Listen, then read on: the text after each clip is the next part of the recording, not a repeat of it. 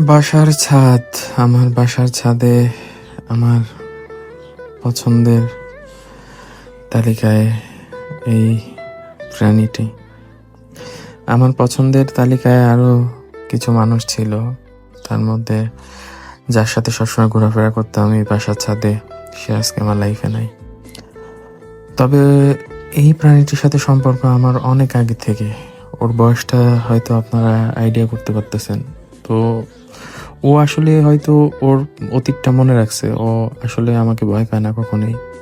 আমি যখনই ছুটিতে বাসায় আসি ও আমার কাছে আসে। আমার কাছে আসলে ও একটা আদুরে মেজাজ নিয়ে থাকে সবসময়।